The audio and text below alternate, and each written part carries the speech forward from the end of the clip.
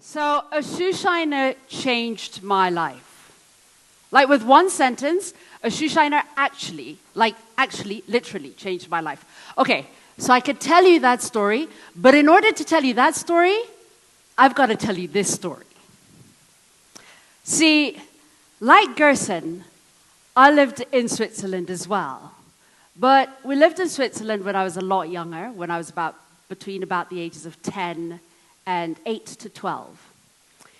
And we lived in a part of Lausanne where there weren't any other black kids. Like there was no other black child.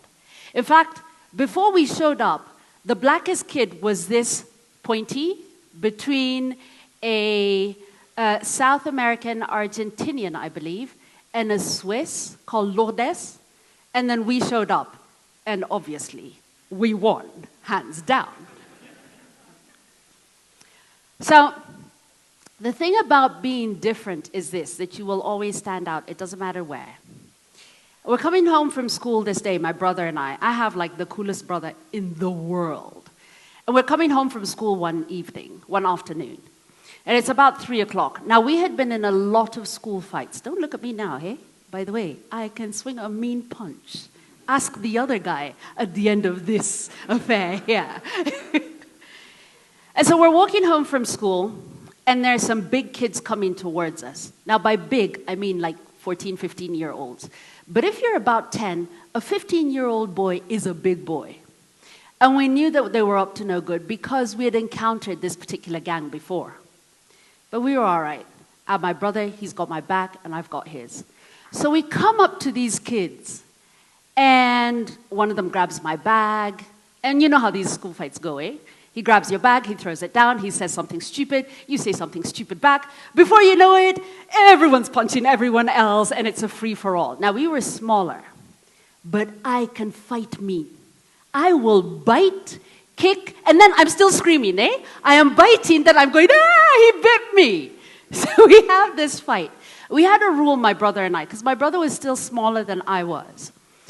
And the rule was this, that if we were ever in a fight, he needed to come out first. I'd be able to fight my way out of it. Plus, if the fight was stopped and the gang was caught beating a girl,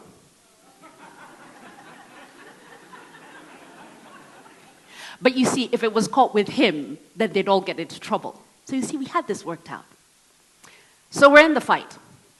There's 4 boys, there's my brother, and there's me. Our books are everywhere, they're on the street, they're on the floor, we're fighting, we're scraping, I'm screaming, he's screaming, everyone's calling each other names, there's a lot of cursing. My brother gets away, and that's the plan. So he runs up to this place where there was like a little hill and a wood where we would go across in order to get home, like through a shortcut.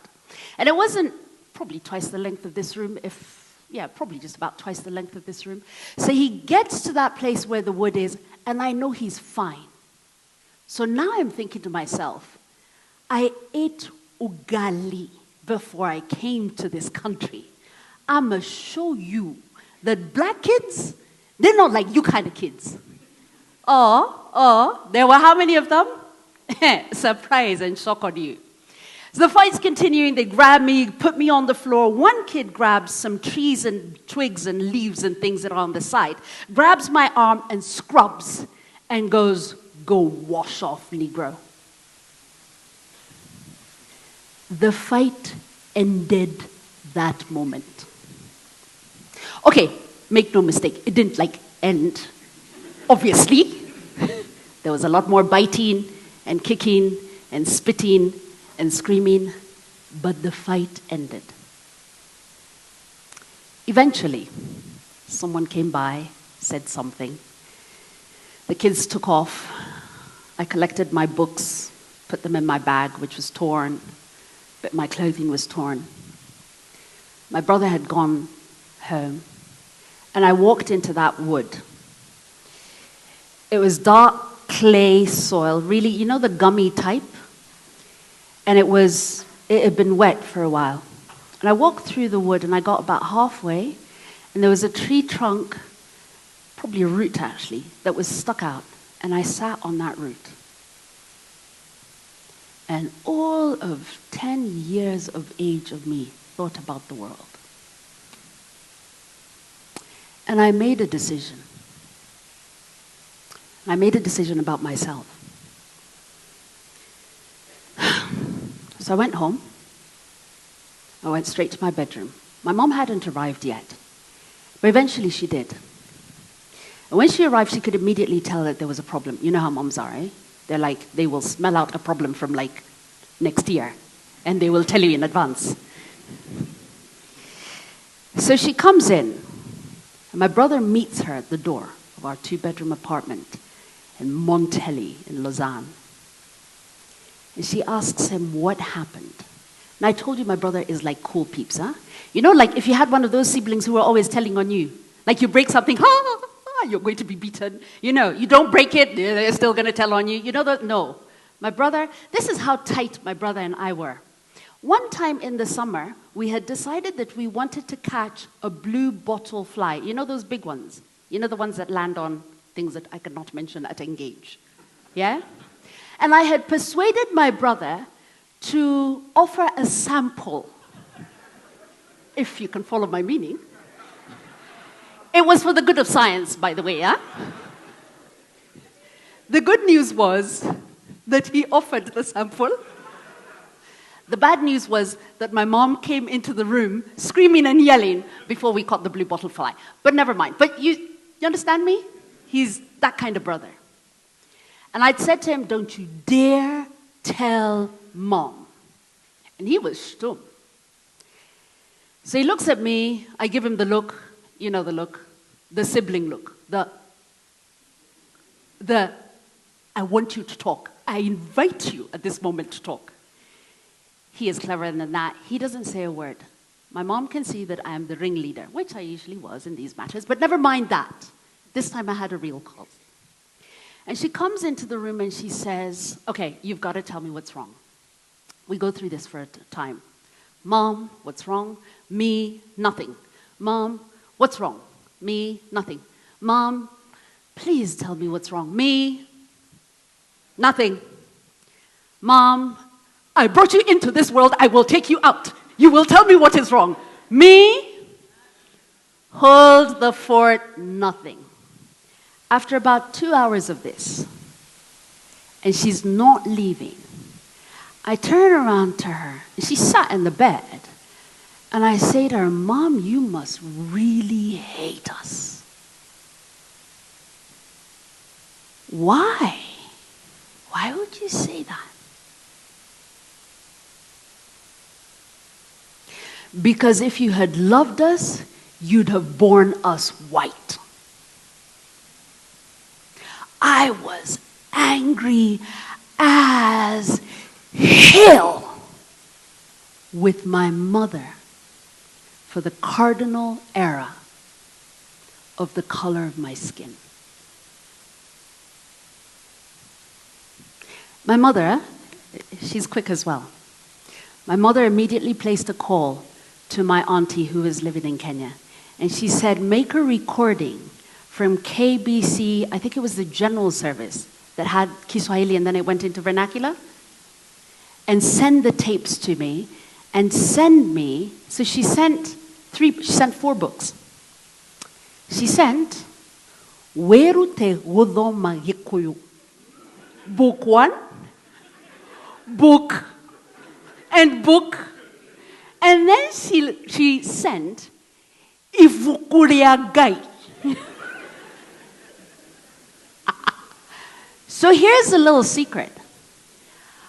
I can probably speak, write, and read Kikuyu better than most in this room. In my mother's effort to engage us in this idea that there was nothing wrong with us, the damage was already done. By the time we went back to school the next day, everyone knew about the fight. Everyone knew what had happened. The boys had won, hands down. There was no arguing that. And I had realized 2 things. I was the blackest and the most ugly child that had ever lived. Now here's the thing about realizing something negative about yourself. It can be really powerful as a driver. I mean, think about it. There's stuff in your life that you know that you hate and you do something else to compensate for it, isn't it? So, because I would never be beautiful, I got that. And I was black, I got that too. I then learned to be clever and witty. So here's the thing. My teachers will probably tell you that I was not the cleverest student. Like, I wasn't a sharp kid, but I had A for effort. Massive effort was engaged in understanding whatever they were teaching, except biology. When that rat showed up and we needed to dissect it, it was like throw up from 2 o'clock until 3:30. I was also, very, very quickly, the fastest talking kid you would find. Because obviously, you can only be scrubbed so many times, and you can't have that number of fights without them sassing that the common factor in all of these stories is that she's involved in the fight. So I needed to figure out another way to save myself. The things we talk about being ugly about us, sometimes they're our greatest drivers too. Years later, I'm working for an oil company, and I'm walking down Koinange Street. In the afternoon. Thank you. Yeah. I see you. Even in the darkness. And I round the corner from Uniafric House. You know that corner? Yeah? And there were some shoeshine guys who were sat. And as I walk by, one of the guys says, "Guy, onamstana kurembeka." I turn around, because I told you that I am quick with the tongue. He can see what's about to happen. He goes, usini chape. He caught me at the same point that 15-year-old boy years ago had caught me, when something had clearly opened for a second or two where a complete stranger could change my life. And I stood there, and we looked at each other, him going a bit like this, me thinking, shall I?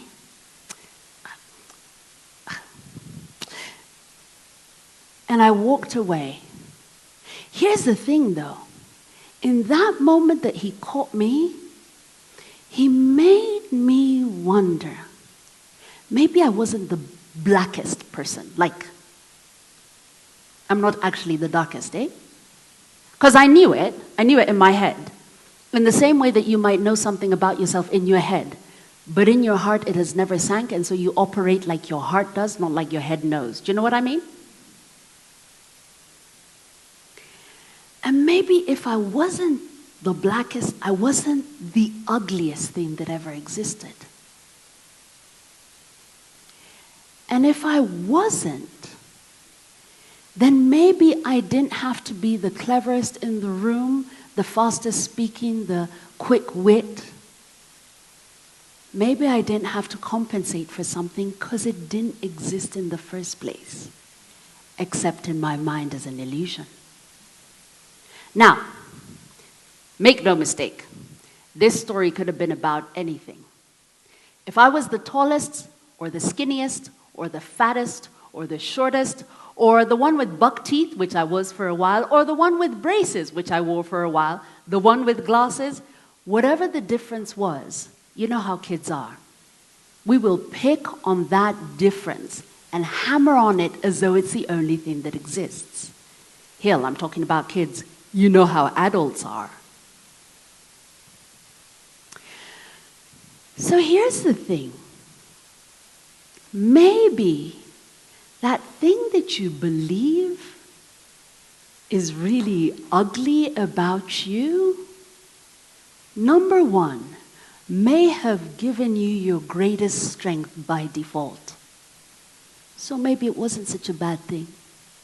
Number two, maybe it isn't true and you've been fighting an illusion.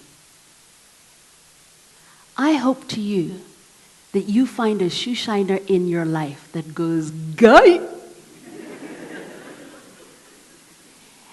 and that he catches you in that moment when you're open enough to think,